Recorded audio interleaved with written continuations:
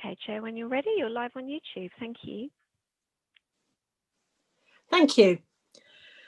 Good afternoon and welcome to the virtual meeting of the South East Devon Habitat Regulations Executive Committee today, which is the 18th of November 2020. I'm your chair this afternoon, Councillor Rachel Sutton, representing Exeter City Council.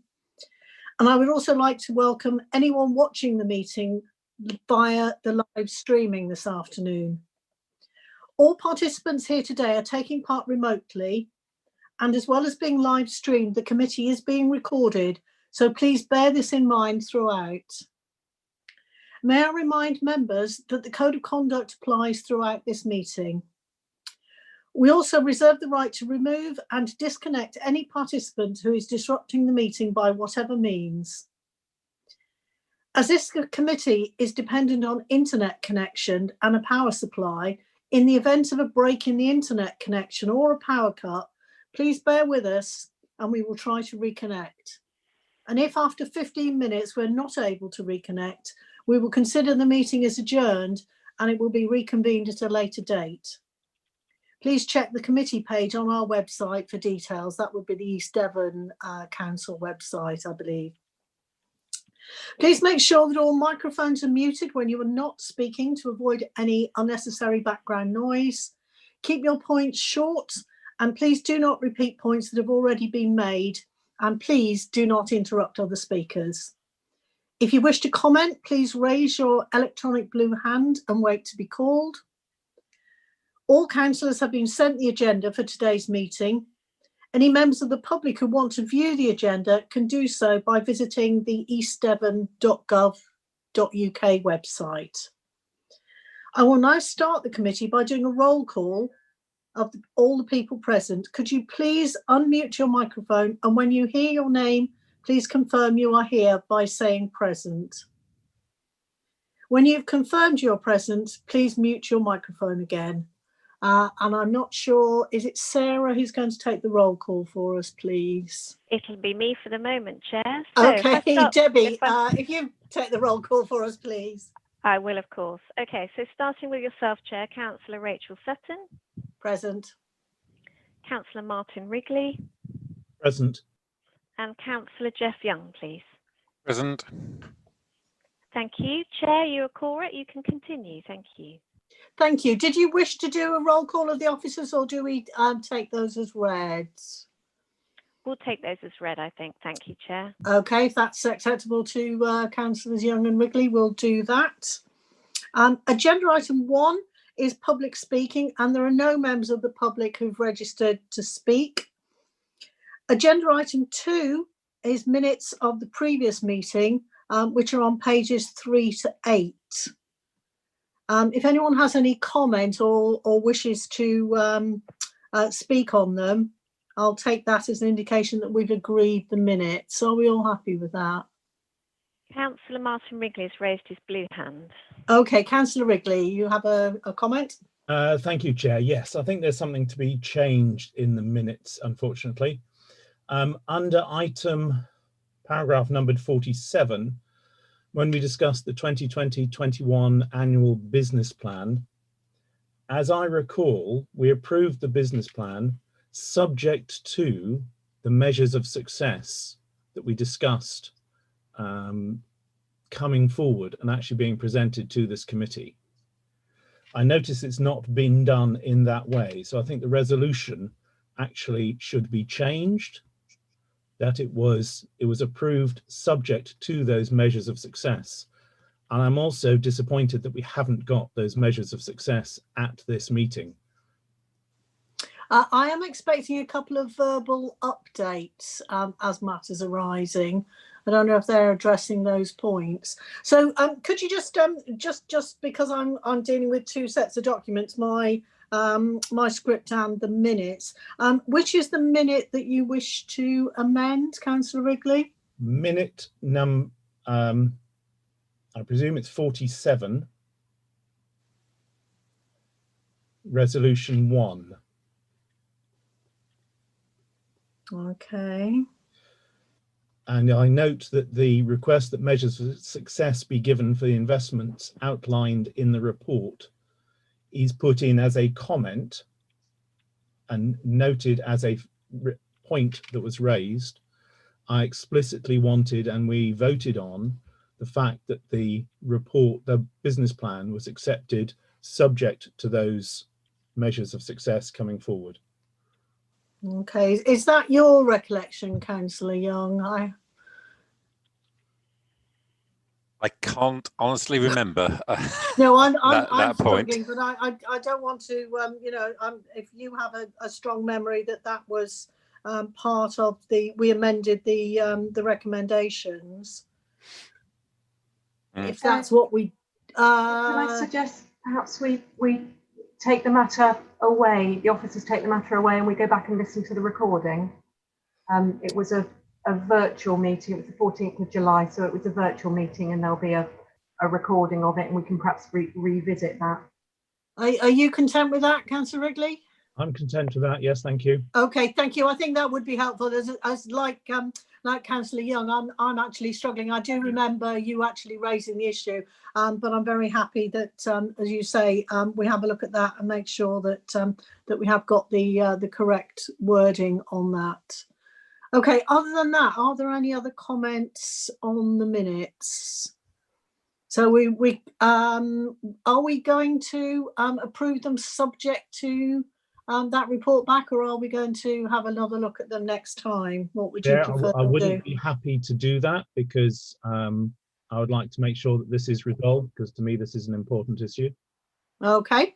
Well, in which case, are we able to leave the minutes sort of on the table, as it were? There's no requirement for us to actually approve them at this meeting, and then we'll have another look at them in the next meeting. Yep.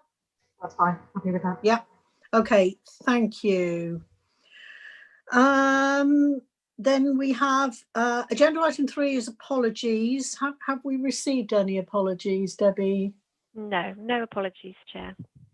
Okay, and we have established that all 3 councillors, one from each authority, are here, so I don't think we need to do another roll call. Agenda item 5 is matters of urgency, and I haven't been notified of any urgent matters to discuss. And agenda item 6 is dealing with any confidential or exempt items. And as far as I know, we don't have anything on the agenda, but I do want to make the proviso that when we reach agenda item 10, appendix B, which is a confidential matter, then the meeting can move into part B, where we exclude the press and public should we want to discuss that. I assume I would. Yep. Can I interject a second? Can I just check that we have any declarations of interest before you proceed further? Thank you very much. That's why I raised my blue hand. Sorry to interrupt, Chair.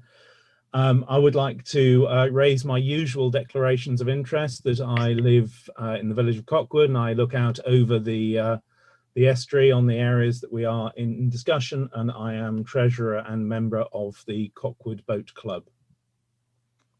Okay, thank you for that. Yes, possibly a little overcautious on where you live, but I do take your point about the boat club, and probably better to have it there than not. Okay. Thank you, Chair.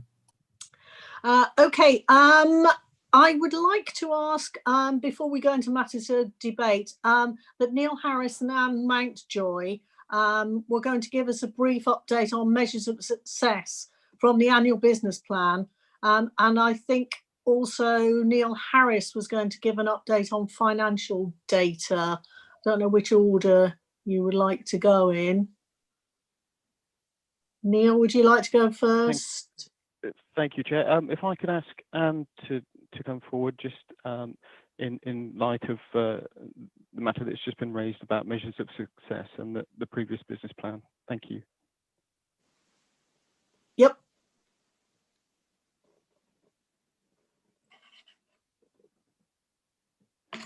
Sorry, did you want to expand on that, Neil? It was just to invite Anne to start, really.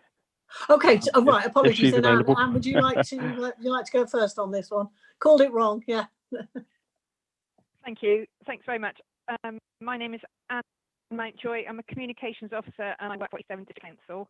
I have long worked with the Habitat Regulations team, providing comms support to them as required.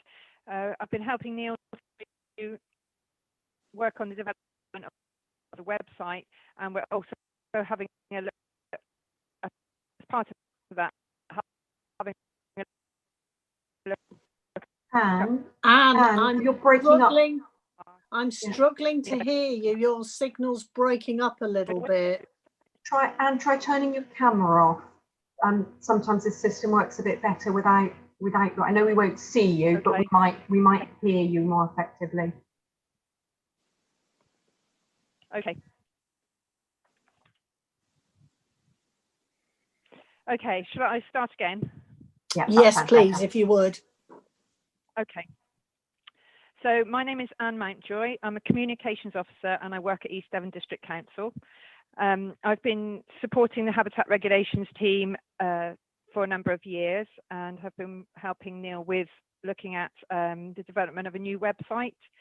So we have been reviewing our digital communications for an integrated approach in regard to setting up a new website. And to set benchmarks, we are reviewing other Habitat Regulations websites and other nature conservations websites. To determine measures of success, we will set 6 key performance indicators. These will reflect the objectives in the business plan and corresponding communications objectives. They will be monitored and evaluated on a regular basis to understand how our digital marketing efforts are impacting on our overall goals. The key performance indicators will be meaningful and they will be used to make data-driven decisions. We will use Google Analytics in the case of the website, for example, to monitor referrals, including from social media. We will review the top content on the site through monitoring page views and the time spent on the site. We will monitor the average number of pages spent per session, and we will also be able to monitor the number of people that sign up to our email newsletter through the site. So that's just to give you a flavour of what we're looking at. Thank you. Thank you, Anne, and that has worked better. Sorry about losing your picture. Are there any questions for Anne on that? No? Okay. Sorry, Chair, I have my blue hand up. Sorry. Yeah, sorry, I wasn't quick enough. Sorry. I think that sounds an excellent step forward. Thank you for doing that. That's going to be really useful to see how that is performing and how it's achieving what we need it to achieve. So thank you very much for that. Okay, thank you. Neil, did you want to add anything to our reports, please? Thank you, Chair. Yes, just a separate issue, but just to highlight that in the financial report from July this year, there was a recommendation 4 which recommended that the committee received a further report regarding anticipated contributions at the next meeting of the committee.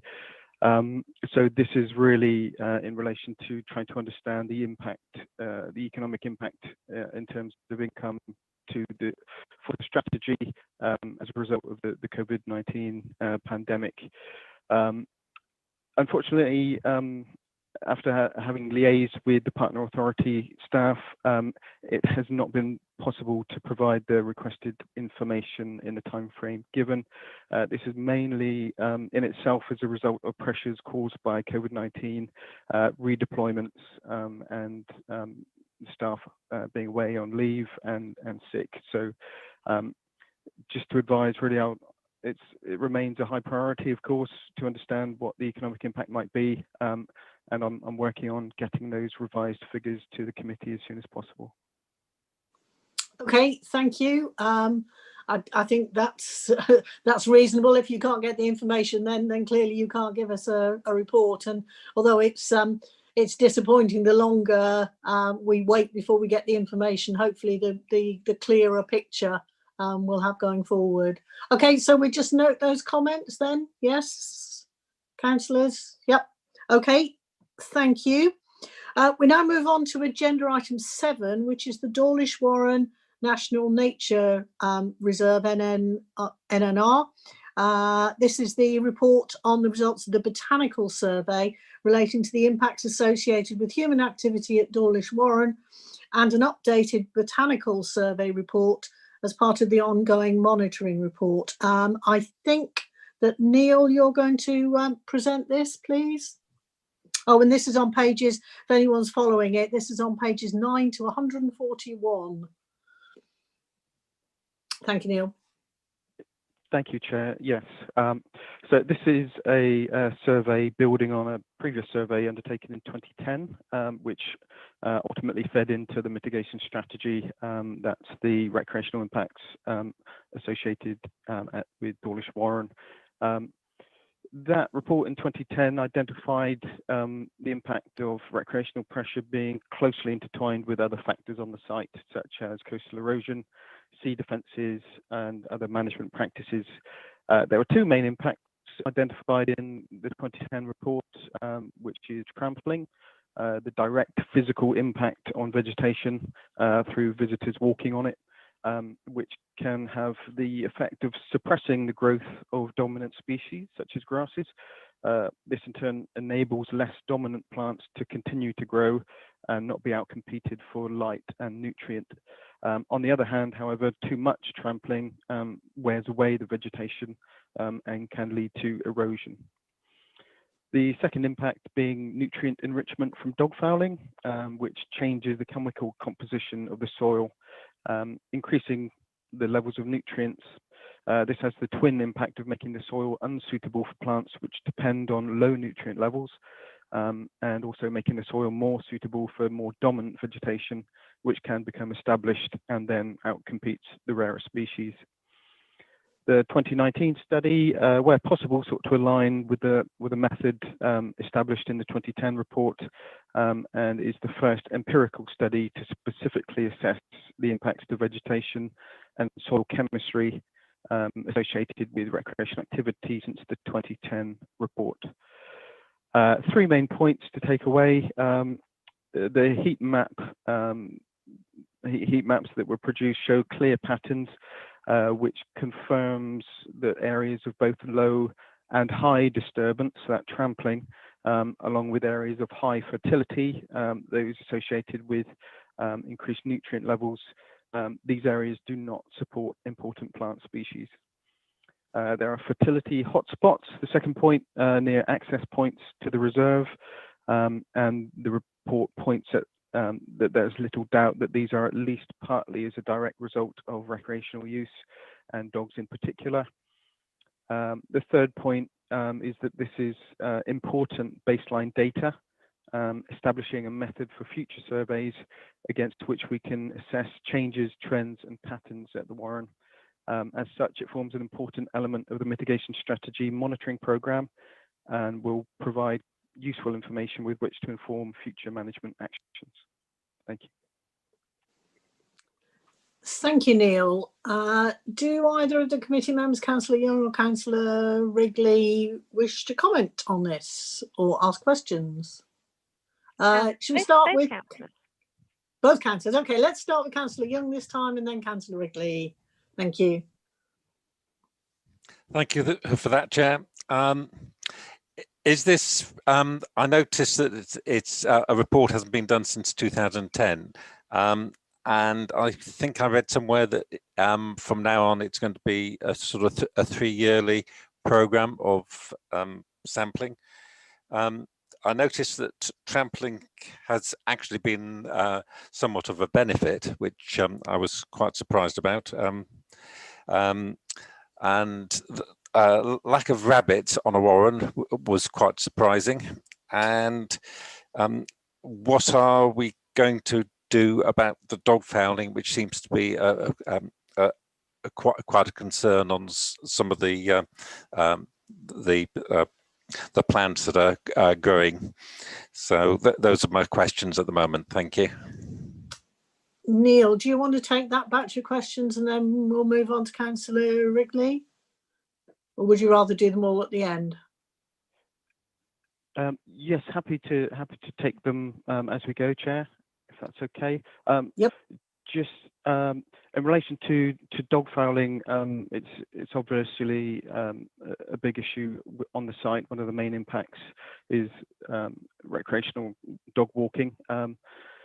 The site has a long and complex history of dog bylaws and restrictions. The whole site is has a pickup policy, and then certain areas of the site, the dogs on leads, and then no dogs past growing 9, and no dogs on the tourist beach. For the tourist section of the year, it's very, very difficult to police dog fouling. But it's something which we are trying to assess with the habitat mitigation officers, working in tandem with the team breed rangers there, also with the Devon Loves Dogs project, trying to educate people about the type of impact that dog fouling does have, not just on human health, but also on the health of the habitat and the ecosystems. Okay. Sorry, carry on. Yes, just in relation to rabbits on the warren, it's obviously historically was used as a warren, but not to my knowledge since sort of the Norman times, but it has played a part in the past at keeping the vegetation down and letting those rarer plants thrive.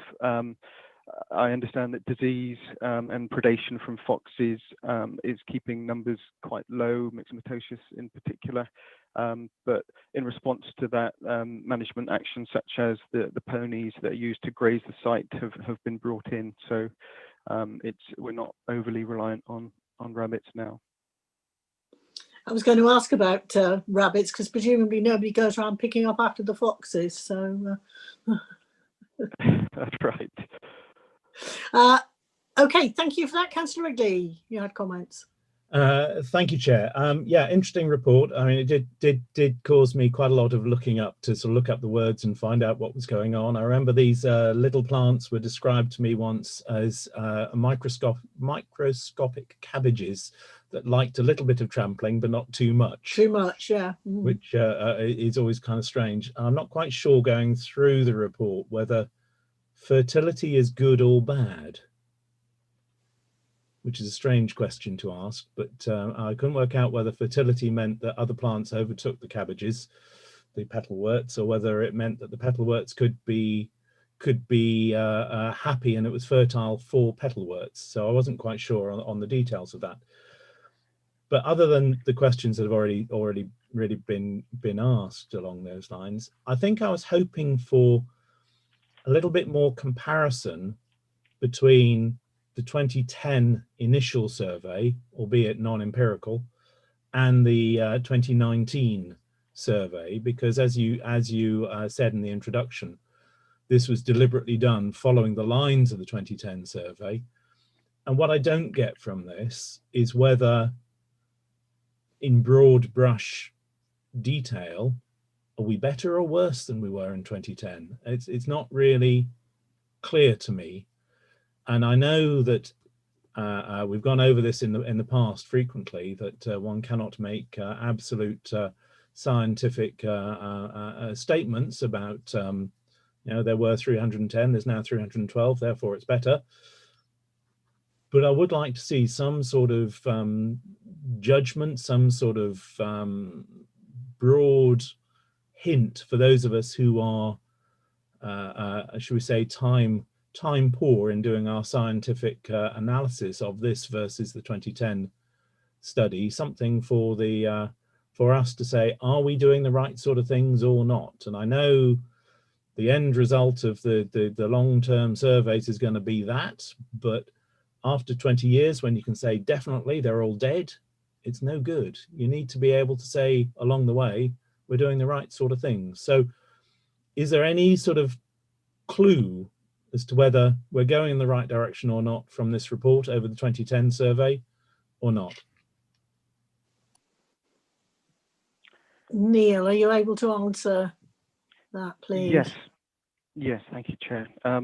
So just on the first point about fertility, in general ecological terms, the higher the fertility of a site, the coarser the vegetation that is favoured. So that's the more dominant species that are more likely to outcompete the other plants. And in general, the more noticeable species, the rarer species of conservation interest, rely on nutrient-poor soils.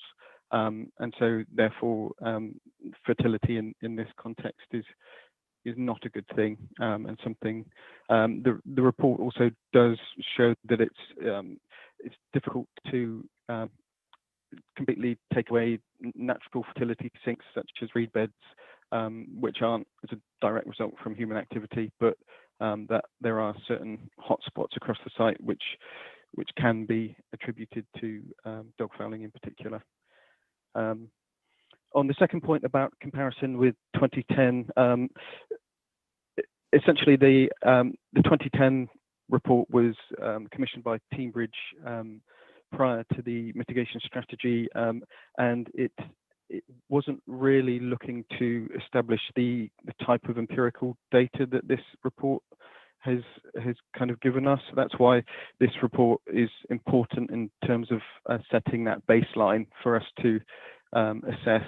4.3 of the report on page 14 does kind of make clear that the value of these studies lies in establishing a data set over a number of years, and the trends or patterns that emerge as a result. So the 2010 report doesn't really have empirical data which we are able to compare against. What the 2010 report did was look at the site as a whole and look at what conservation features were likely to be affected by recreational impact. So if you take the range of recreational activities taking place on the reserve, which of those are most likely to result in impacts? So having identified that, the measures were put into the strategy, which also included ongoing empirical monitoring. Thank you. Does that help? To an extent. I mean, I think I tried to acknowledge that in my question that we didn't have the empirical in 2010, but there must have been some indication that there were a few and they were being in concern. There were lots and they were fine, but they might be in concern later. So I was sort of hoping for a broad brush, which then leads on to say if the 2010 wasn't a useful study, why didn't we do one of these earlier when we first started? Surely that would have been a logical thing to do, to establish a baseline in 2014, 15 was it we started, as opposed to 4 or 5 years in. As I understand it, Chair, the 2010 report established that impacts were occurring as a result of recreational use of the warren, and therefore that led into the mitigation measures which came forward and were approved by the councils in the mitigation strategy. At the time when I was brought into role, there was the definite direction of travel, and that there had been sufficient surveys and studies, 2010 being useful in identifying the impacts, that there had been sufficient studies and survey, and really it was now time to commence with actual mitigation, and leave the studies some years hence, which is what we've done. So there were studies we can compare against.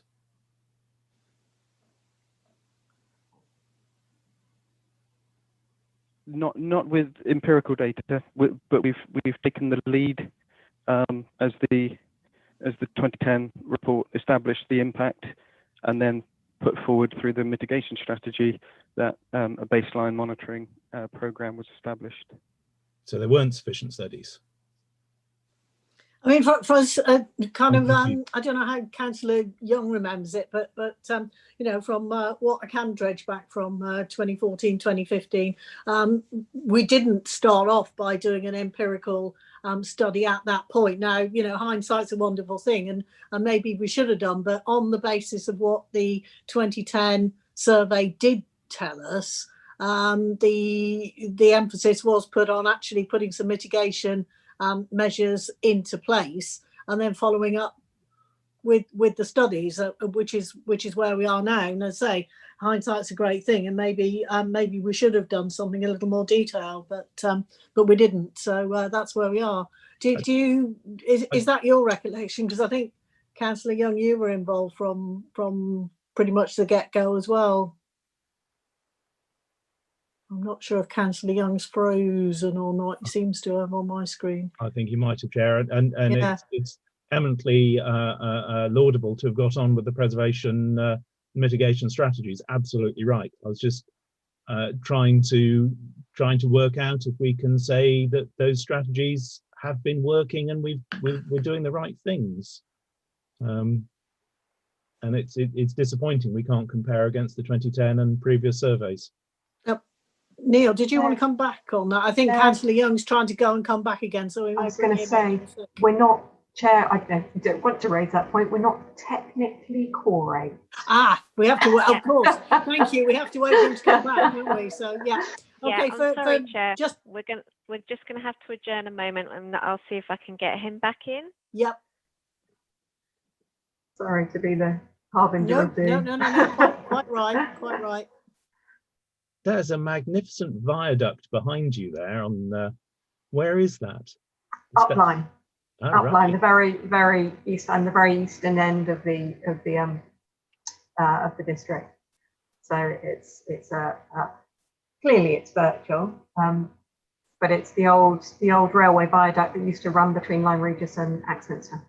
Okay. Is that a Brunel viaduct? No, I don't think it was, and it was.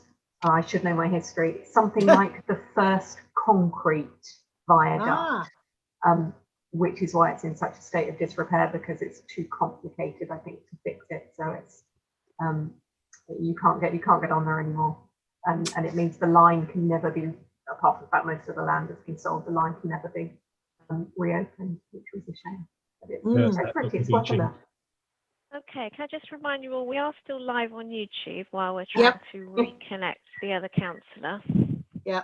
In which case, perhaps for the benefit of any members of the public who might be watching, this committee depends on having a councillor from each of the three authorities: Exeter City Council, Teignbridge District Council and East Devon District Council. And while I'm here representing Exeter and Councillor Wrigley's here representing Teignbridge, sadly Councillor Young, who's representing East Devon, is having some IT internet technical issues. So colleagues are trying to reconnect him to the meeting, and we will continue with the business at the point at which he can rejoin us. We do have some additional East Devon members who are probably all going to disconnect. In fact, Councillor Ledger's, I was just looking for Councillor. I thought they were about to disconnect. If we can't get Councillor Young back, we have in the past, as we established, we could co-opt. Yes, thank you. I note that. Hello, Councillor Ledger, and I think was it Councillor Hookway was the other councillor.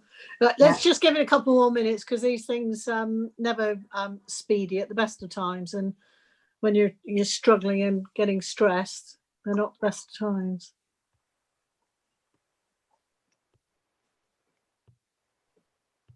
Anyone want to do their party piece while we're waiting?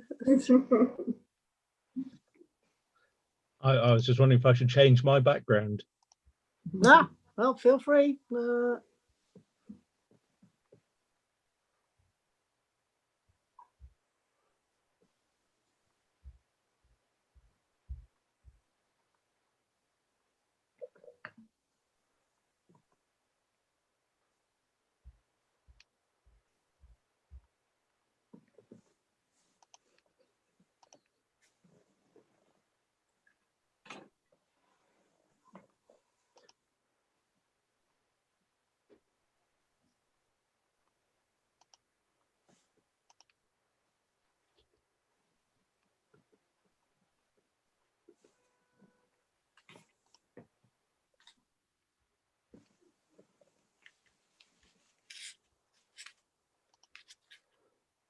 No, I can't see the one that I had a nice picture of the ex-Estria that I was going to put up behind me, but I can't find You it. look out the window and take a picture for her. I could do, yes. It's just there.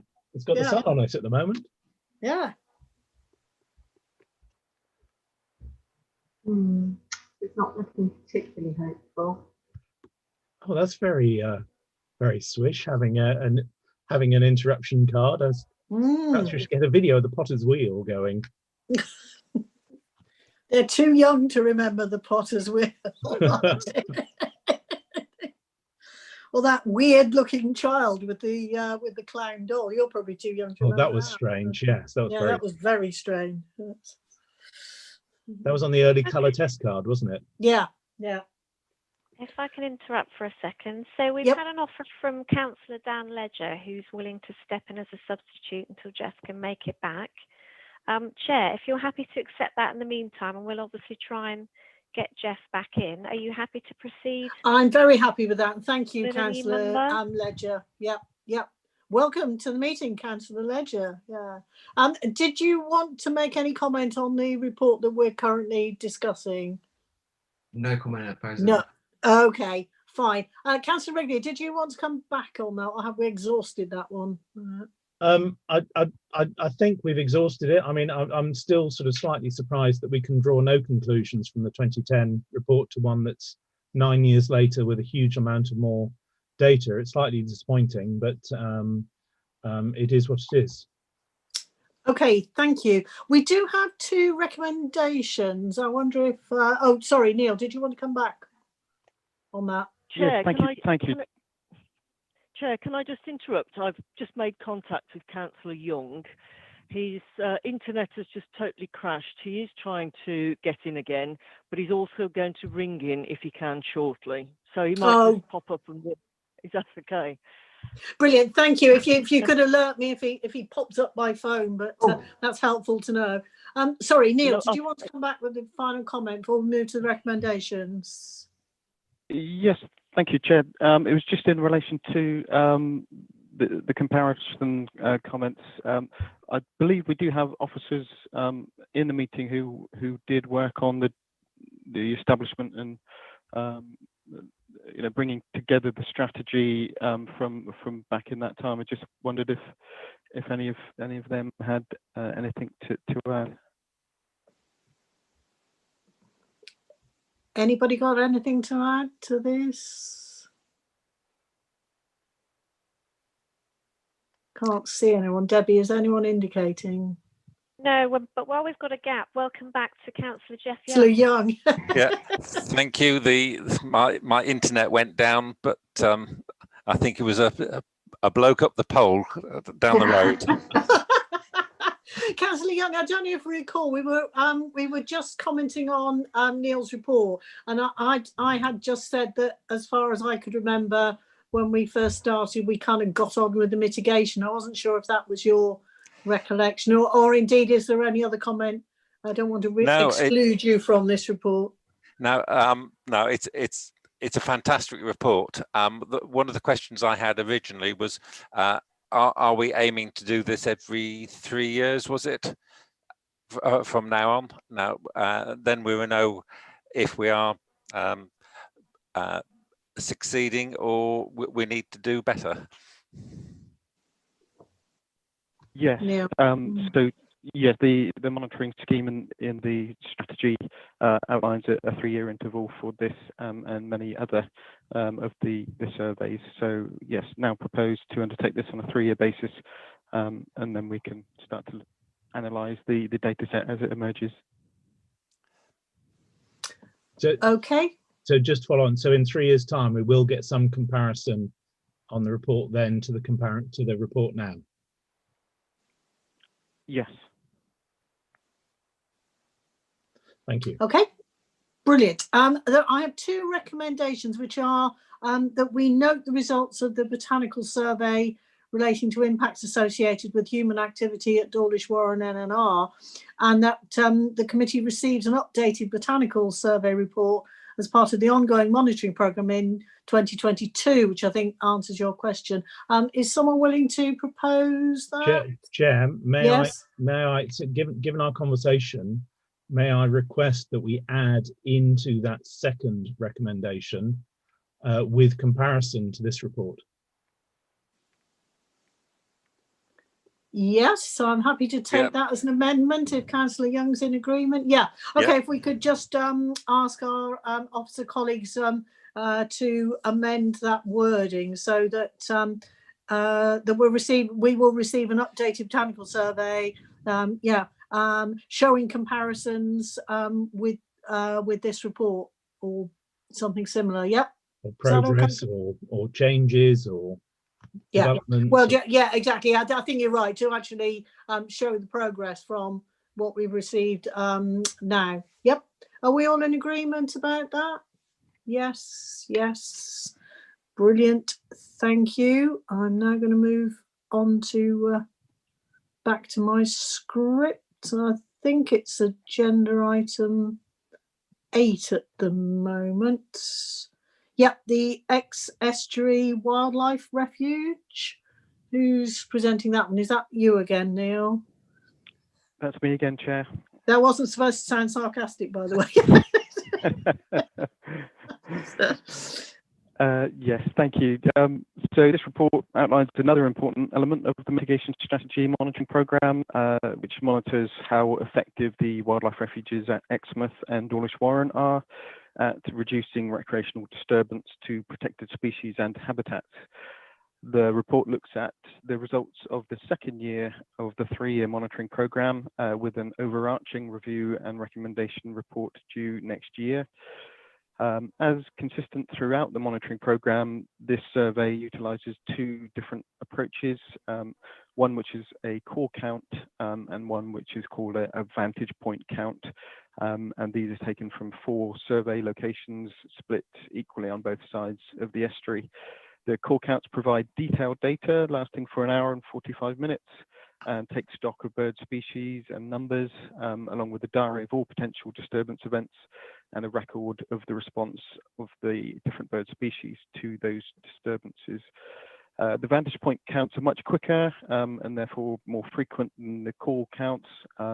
They last for 15 minutes, take account of people, activities and birds, therefore provide the best indication of how frequently people are inside the refuges. The main results from this year's survey are, as in the first year, the refuges clearly support large numbers of the SPA protected bird species.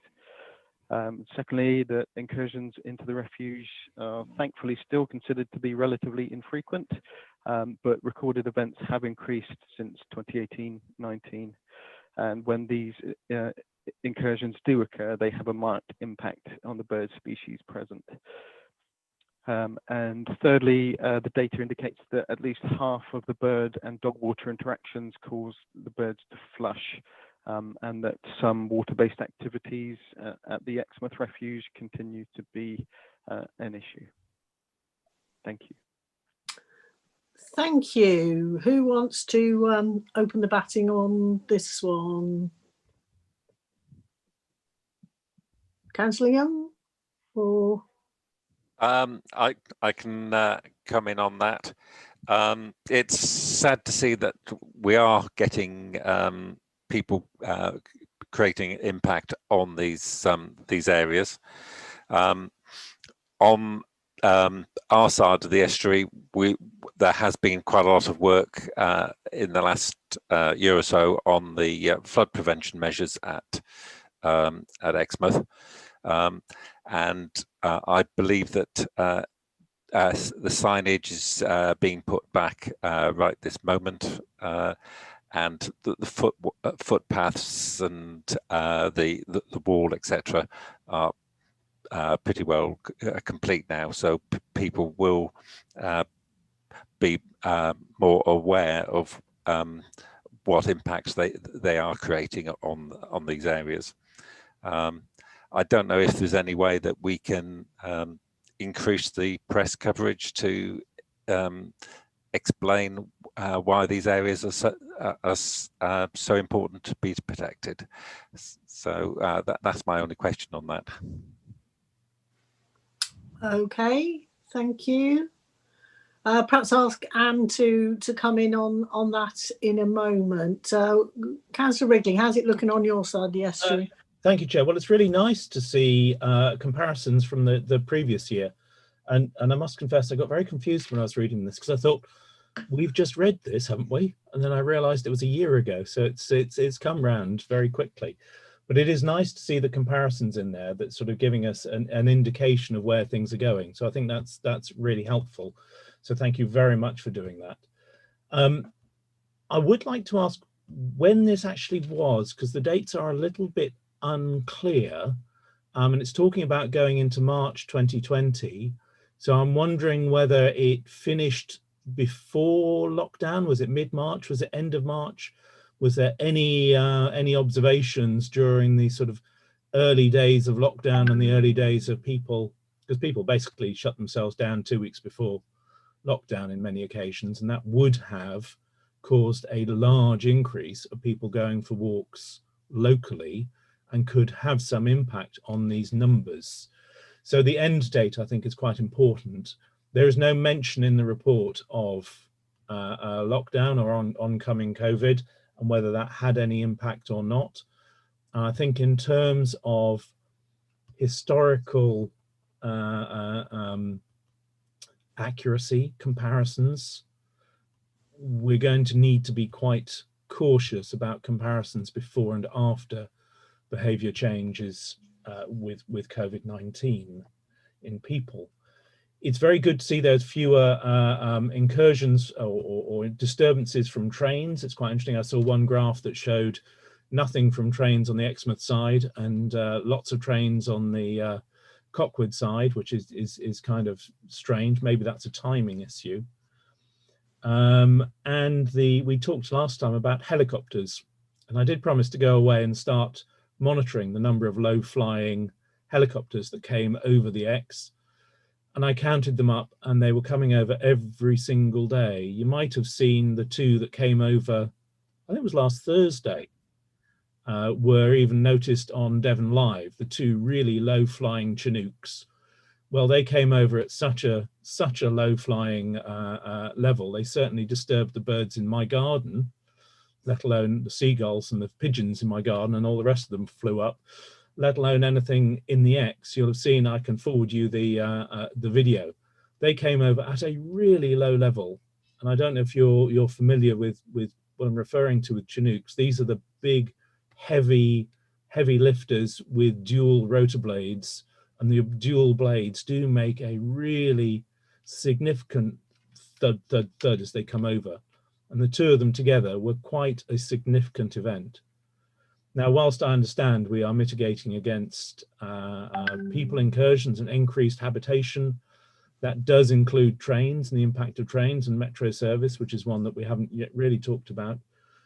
But if we can do things that will help save the disturbance from the Air Force flying over thoughtlessly, then we should be doing that as well. I know, Neil, you've talked before about trying to contact whoever it is who controls their flight paths. Is it the RAF or the Marines? Sorry, I'm not. Yeah. Helicopter that size, I don't stop them to ask. Sure. You know. And I can't hear you because they're making so much noise when you shout. That's right. But over the summer, the helicopters were going overhead at varying heights, 2 or 3 a day. Once I was looking out for them, I gave up logging them because they were literally too many to count. And it was in the report from the flood prevention works, where they did their own disturbance studies, that they mentioned the disturbance that was being caused by aircraft passing overhead, that it came, and it's quite significant in their list there. So those are my sort of comments, but I like it. It's going in the right direction. I love the fact it's got the comparisons. I think that's really good. I'm a bit concerned on the number of dog walkers coming in, but then I'm also concerned, it's easy to say doubling, but I wasn't quite sure whether it was doubling from 1 to 2, which is insignificant, or whether it was doubling from 300 to 600, which is significant. Now, is it a significant doubling if it's the spot counting, or is it just that we happen to be counting this time when it was nice and sunny and people going out for a walk, and it was raining last time and people weren't? So there's a lot of factors there to be taken into account. I suspect it's the latter because of the nature of this work, but I don't know. Does anyone else have any comments on this? Anyone throw any more light on it? Anyone else wanting to speak? Debbie? No more blue hands, Chair. No. Anne, I wonder, could you maybe take up the point that was made about increased kind of media, either social media or press releases to help get the message out? Yes. Thank you. Yes, yeah. So normally at this time, benefit of year, we would have tripped from the estuary with ITV, who does have helped publicise the wildlife effect when they come into effect. But of course, that hasn't been possible this time. Yes, so press for some police, we really need some significant news because the media will just reiterate how we've already said. And however, we can push on social media and through other communication channels. And if we can be supported by with Exeter and Teambridge, that those messages will increase our reach possible. So I think that's possible.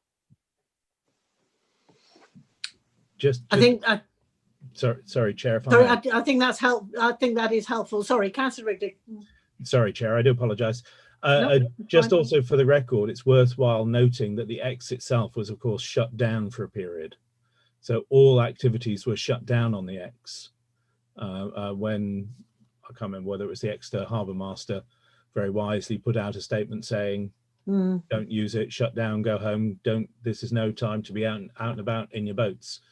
And I'm interested to see whether that actually had any beneficial effects for the birds as well. I'm not sure we cover that period of time with this particular report, and I suspect the officers were probably furloughed at that time. But I think as the as part of our comparison and keeping a timeline, I think that's probably a significant event that we should note in our observations about the wildlife on the X.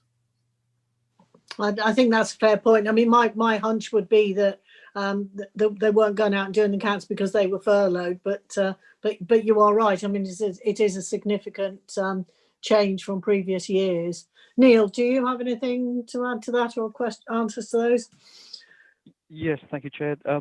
Obviously, the surveys, the core counts, and the vantage point counts were both taking place up until I think it was the 23rd when the lockdown came in, and at that point we then viewed it as non-essential work. Really, we couldn't justify people being out on site, and therefore all the monitoring had to cease.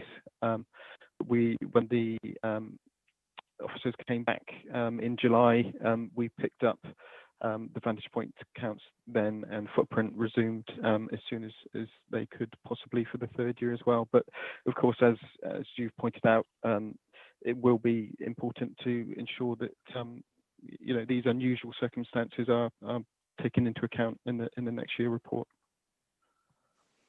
Thank you. And if maybe we could make contact with Lympstone or whichever RAF base it is, and if it's not Lympstone, presumably they will know, and just maybe draw this to their attention, because if they're not reading these papers, they may not be aware of the impact that they're having. If someone could take that on. Chair, Councillor Young was trying to speak a few minutes ago. I beg your pardon. Councillor Young, do you want to come back in on that? No, you just picked up at that point that we should be contacting whoever's flying these helicopters. It's not only the military, but also the ambulance, helicopter ambulance, and also the police that I've noticed is coming over quite a bit. So I think we've got to contact them all, whether it's controlled by the airport or not. But now I've noticed a lot of helicopters, or is that because I'm not noticing any other aircraft? Well, it might be that, mightn't it? I mean, again, obviously, if they're inbound to the hospital, they're going to have to come across. But there may be journeys they can take where they're just returning to base, where potentially they could avoid coming over the estuary if that's possible. And again, it may well just be that nobody's mentioned it to them, so they're not aware. Yep. Yeah. Yep. Or simply flying higher. Oh, indeed. Yep. Okay, do any of the other guests or fellow councillors or officers want to make any comments on this? Chair, I just saw Kim Strawbridge with her hand up and Councillor Nick Hookway earlier. I'm not sure if he's still right. Well, in that order then, please. Kim, did you have a comment to make? Hi there, yes. Only if it's helpful. Obviously, we deal with the MOD regularly up on the pebble beds because they do train up here. So if it's useful, I can put people in touch with the civilian arm of the MOD, which actually deal with the training here that will be tied in with the, the helicopter operations. In terms of the helicopters that come over the heaths, they actually tend to come from Yeovilton. So I'd imagine there's a link with Yeovilton, but I can put you in touch with the correct people. I'm not sure whether that's for Neil or whether it's outside of the mitigation strategy and would be the ex-estuary partnership. I'm not sure, but I'm happy to put people in touch. Thank you. That's very helpful, Kim. Appreciate that. Yeah. Councillor Hookway. Oh, thank you, Chair. Yes, just really reinforcing what's been said already. There are an awful lot of helicopters flying over the Exe. I know the Navy ones fly over our house on a regular basis, and usually when they do, it's a sign that the weather's going to be good. Agree with everything that's been said. I did notice about water sports activities causing disturbance on the Exmouth side. Can I just ask, are officers in contact regularly with the harbour master? I know he's very keen to try to get people to follow the rules. Is there any contact going on there? Thank you very much. Thank you. Anyone want to answer that specific point about the harbour master, Neil? Yes, thank you, Chair. We have open lines of communication with the harbour master and the new harbour operatives that have been employed for the Port Authority now sit on the officer working group. Yeah, we are working with them closely as we have done throughout, and we're also kind of refreshing our approach to water sports operators. We're making significant effort to try and engage with the operators, including the new operators of the sideshore development and other operators in Exmouth, just to work with them and things like reciprocal social media posts, that kind of stuff. We're offering to give free training sessions to their instructors. So we're really trying to improve that cross-sector working. If I may, Chair, just on the military helicopter point, it is something when the refuges were first approved that I took forward with the ex-estuary officer at the management partnership, and we held quite lengthy discussions with the MOD ecologist. So it's perhaps picking up that again. I'm happy to work with the ex-estuary management partnership. I think it probably sits better with their remit, but of course happy to report back to the committee about any progress in that area. Thank you, that would be helpful. Okay, any more contributions on this? There's no blue hands at the moment, Chair, so okay, no thank you. Of anybody else. Okay, thank you. In that case, we do have two recommendations: that that the committee notes the interim results from the second annual wildlife refuge monitoring report, and secondly, that the committee receives an overarching review of monitoring results after completion of the third year of monitoring. So, somebody happy to propose and second that? Are we all in agreement? Yeah, I can propose.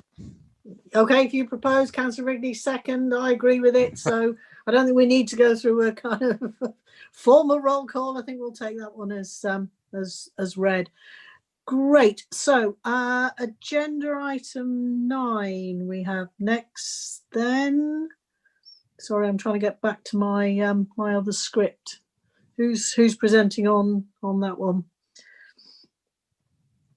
It's me again, Chair. You again, Chair. Okay, thank you, Neil. Apologies, we will have a different speaker for the next item. Moving ahead with this report, though, it outlines 3 recommendations relating to the core staff which deliver the mitigation strategy.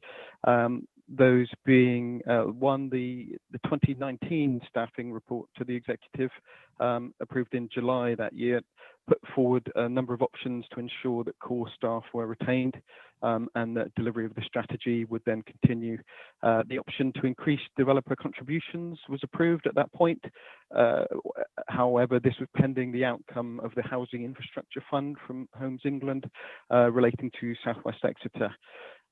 With that agreement now concluded between Devon County Council and Homes England, it is possible to reconfirm the recommendation to increase developer contributions accordingly, albeit updated due to the time since the initial approval last year.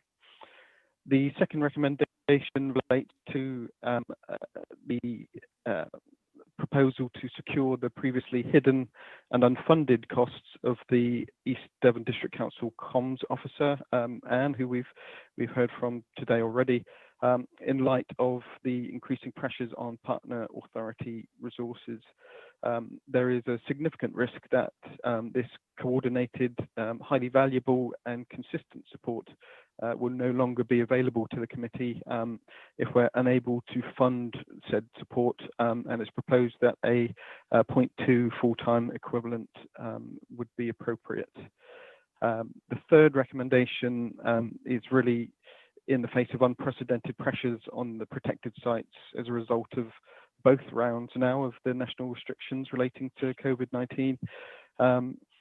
Both the report details the busiest days in living memory on the Pebblebed Heaths and a minimum 18% increase in car visits to Dawlish Warren, and that's obviously just during the time that the car parking is chargeable there. So a recommendation really to utilise the savings from furlough on an additional 0.5 full-time equivalent habitat mitigation officer for a fixed period of 12 months from January 2021, which is really aiming to ensure that the team is resilient in terms of capacity, that should we have any staff absences due to the pandemic, we're able to provide sufficient coverage, but also really the core intent is that we're able to provide sufficient mitigation, which the sites really need at this time of increased pressure. Thank you. Thank you, Neil. Who wants to come in on that? I think it's your turn, Councillor Wrigley, to go first if you wish. Thank you, Chair. Well, I fully understand why this report is coming through at this time, but I think right now it is premature. We don't yet know what the impact of this pandemic is going to be on the construction of houses in the next few years, and hence developer contributions. We don't know the impact of the potential changes in the calculation of housing numbers that we are all having to bear. We don't know the impact of the government white paper that is potentially throwing the whole system out the window anyhow. So I don't feel able to support portions of this report as it stands because of those. The other factor that I think is significant at this time is that we were, as part of the, how shall I put it, that which fell out of favour in East Devon, the larger strategic plan, the GESP, we were looking at potentially reviewing the mitigation strategies at that point. I think that in itself is something that also needs to be considered now, how we go about doing that in the light of those changes. and what those mitigation strategies might look like and what the staffing profile might look like for those mitigation strategies. So I think it is inappropriate at this time, especially as Neil said, as the various councils are in difficult financial circumstances due to the unknowns about what may or may not be supported by government in the next 12 months and the finances. I think it would be inappropriate to do any of these things right now. I do, however, think that it would be wise to bring somebody in on a temporary capacity using the furlough funds. I think that is a sensible and a logical thing to be doing right now. But I couldn't sign up to the rest of these things without seeing that wider strategic view being put in place. Otherwise, we will simply be being asked to review all this again in 3 months because something else has changed. So it's not something I think is appropriate at this time. So if I'm understanding you correctly, basically you would be happy to accept recommendation 3, but not recommendations 1 and 2. Yes, I think so. 3 is, so long as 3 is time limited, I would not like to see another decision that bounces us into a long-term commitment. Well, recommendation 3 says it approves funding to secure an additional 0.5 full-time equivalent habitats mitigation officer for 12 months from January, and that the additional resource be funded from savings as a result of furlough. Absolutely, Chair, but that must be a temporary contract and not a full-time appointment. Well, if it's a fixed term contract, that's what it is it not? Well, I'm very happy with that, so long as that is the understanding. I'm seeing nods from Anita Williams. Is that the case? That's certainly what the wording says. If the authority is to hire for 12 months, then it will be a 12 months hire. A fixed term, 12-month fixed term contract. Yep. Thank you. Councillor Young, do you have a view on this? Yeah. Starting back to front with recommendation 3. I do recognise that there has been a lot of visitors to the pebble beds and to the other areas on the X. I think that's going to go on for at least 12 months. Not many people will be wanting to go on foreign holidays, and home holidays and staycations are going to be the thing for a number of years in the future. So we've managed to have some savings because of furlough, and by putting an extra bod on the heath makes perfect sense to me. Regarding development in the next couple of years, most developers are developing as they were, and their plans are in situ for the next couple of years.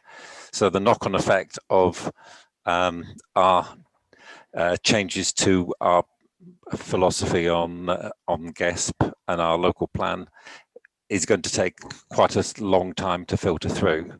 So I don't see many changes in the housing coming forward in the next couple of years. So I would propose accepting all 3 proposals to go forward. Thank you. Okay, thank you for that. Councillor Arnott wanted to come in. I'm happy to have your comments, Councillor Arnott. Thank you very much, Councillor Sutton. Sorry, I was in the Team Devon meeting, so forgive me for being late in and missing. No worries. Thank you. I just wanted to address Councillor Wrigley's point there, because he mentioned the GESP. Now, what is being worked through at the moment, in a matter of weeks, is a non-statutory joint infrastructure successor to GESP, in which really an awful lot of the work that's already been done across the entire piece, other than that old cliche, not consuming each other's smoke, and everybody controlling their own sites and their local plans having the highest status in terms of planning in their area. Other than that, everything, as far as I understand it, is going to move forward on more or less the same basis. So I just hope that may provide some reassurance. It's not like we're going back to year zero. We're picking up from where we were a few months ago, only with a different emphasis. So I wouldn't, it would be sad to me if because of GESP, in some way time was lost on this. Thank you, Chair. Thank you. Well, we have to have unanimous agreement on this. So if Councillor Wrigley's not to be persuaded, then we are going to have to amend the recommendations that we have in front of you. Councillor Wrigley, do you want to come back, having heard those two sets of comments? Thank you. Yes, Councillor Arnott. This is yet to come before Teambridge full council, so I can't really comment on it, but I hope it will do, and I hope it will give us an opportunity to look at our mitigation strategy in the light of all of that, which had been planned as part of the GEST process. And I'm looking forward to that. And then we can make sure that that strategy is adequately manned, adequately staffed is the word I'm looking for. I apologise. Adequately staffed to do what it needs to do going forward. To me, this is an absolutely critical activity, and I do not wish it to be understaffed or underfunded. But I want it to have the right to be doing the right things and achieving stuff. So I hope that's where we can then look at the long-term funding to make sure it's all in place to achieve the results that we wish. I understand what you're saying. I'm looking to officers for some guidance on the potential impacts of actually not agreeing to this. I know that Neil's indicating at the moment, but if any other officers want to come in after Neil, that would be helpful. Councillor Young has his hand up as well. I'm happy to comment from a legal perspective, perhaps once members have spoken. Right, okay. Councillor Young, if you want to come in first, and then I'll go. Thank you for that. Then I'll go to Neil. Thank you. As far as I can see, it makes perfect sense to go for 3. Number 2, we're talking about 0.2 full-time equivalent for press coverage, which East Devon have been picking up until now. So to me, that makes perfect sense. So the sticking point is 0.1, and I hope Neil can cover that in a second. Thank you. Thank you. Neil, can you help us out on this? Yes, thank you, Chair. So from my perspective, the July 29 report and the recommendations within it approve the principle of securing the ongoing staffing requirements, which relate to my role, the Devon Loves Dogs officer, and also the habitat mitigation officers. And that's really why we're talking about core staff capacity. So in effect, if those posts can't be funded, there are no staff to deliver the strategy, which it could be a problem. So it's really that 2019 report which did approve the principle of securing those, and then just left open the kind of the option of how they were funded. And at that time, it was suggested that developer contributions was the preferred option, but left the door open in case the Homes Infrastructure Fund award could pay for it. With that now concluded, we kind of revert to option B, which was approved at that time, to move forward. So it's really just confirming how we account for those staff costs. That's from my perspective. Thank you.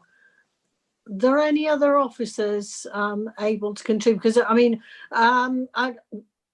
Anita, are you able to help on this one, please? from a legal perspective, this sounds, and certainly from Neil's comments, this sounds to be quite fundamental to the ability of the habitats regulation to be delivered, which is really quite fundamental.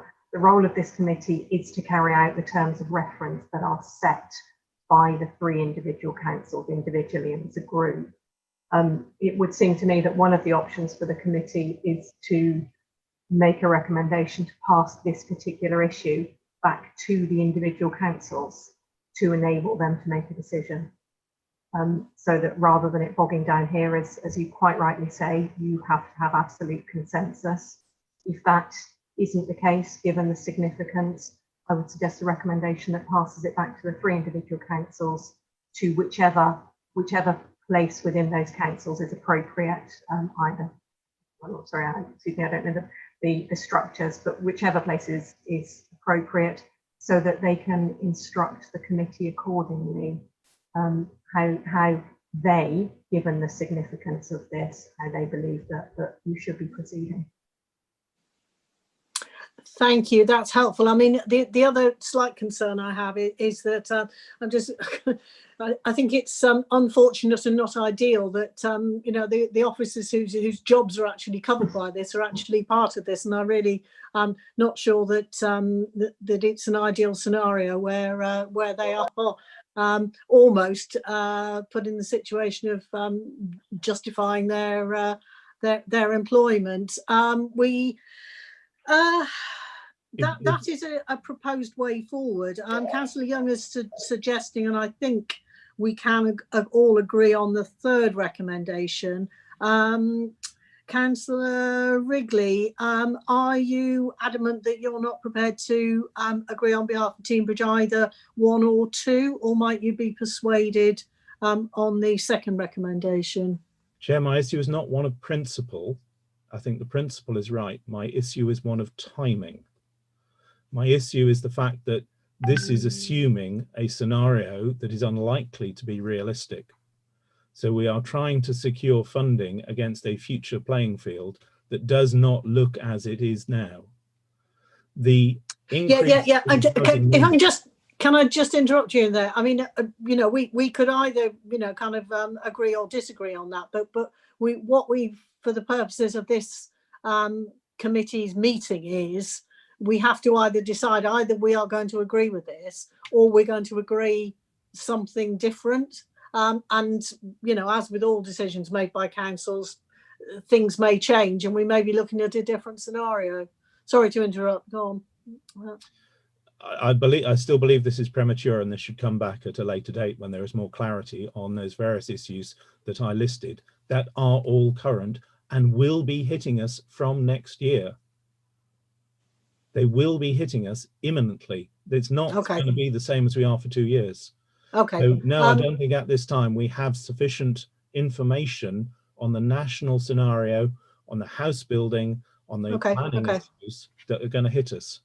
So you're not happy to agree either recommendation 1 or 2? That's what I'm trying to clarify at the moment. At this time, no. Okay, thank you for that. Naomi wants to come in and then I'll bring Councillor Young in afterwards. Naomi. Okay, the mitigation that we are discussing at this meeting, is that required for the delivery of housing and other development in our current local plans? So it's for our current situation, not a future situation, and it's something that we are reviewing on a very regular basis. And of course, with GESP, there would be a transition arrangement or an alternative to GESP. So at the moment, this is just for our current local plans, which we all are continuing to develop. All of the authorities were all continuing to approve developments. And if we cease this level of mitigation, we run the risk of natural England preventing us from continuing to build. Okay, thank you. That's useful. Councillor Young. Naomi has pretty well covered everything I was about to say. Without the staff, we don't get the mitigation. Without the mitigation, we don't get the housing. If we don't get the housing, we'll be ending up with not supplying the quantity that the government want, and then anyone can build anything. So it's imperative that we approve these three items today. Thank you. Well, we've got three recommendations. We've got one member of the committee who is not content to go along with them, and to say we can't outvote that. The committee's terms of reference don't permit us to do that. But I think we do need to be mindful of the consequences of not going ahead with this. In light of the fact it seems we can't agree on this, I'm wondering whether the officers need time to come up with something that we can agree on, or alternatively, my question to the officers would be, how soon do we need to reconvene another meeting to actually deal with this? Because I don't want to kind of go hurtling towards kind of Christmas without a resolution to this. I don't think it's fair to the staff we are employing, and I very much take the point, we certainly in Exeter don't want to get to the situation where we are at risk of not being able to continue because Natural England will invoke their right to actually stop us going ahead because we are not undertaking the mitigation. So before I come back to you, Councillor Wrigley, can I just ask if any of the officers can move us any forward on this? Chair, I have perhaps a draft recommendation if you wanted to consider going back to the councils, the individual councils.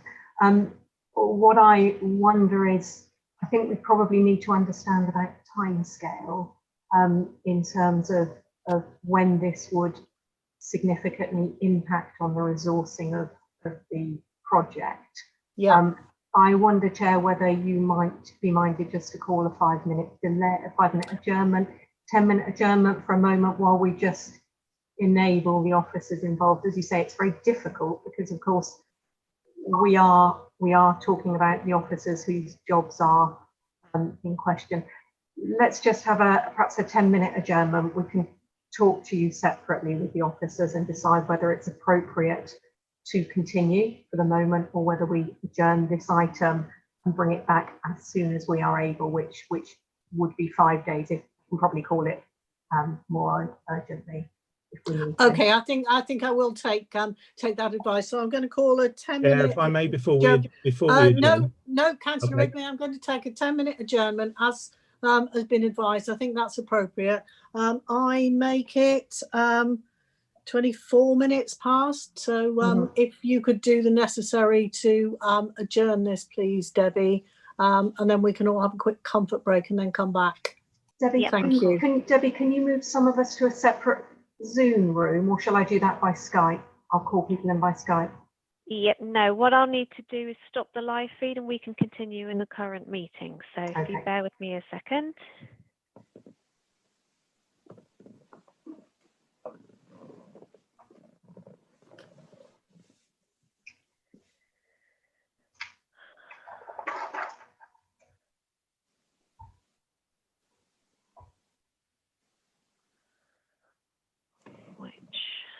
Sarah, can you stop sharing screen for a second because I've lost access to, thank you, what I need to do.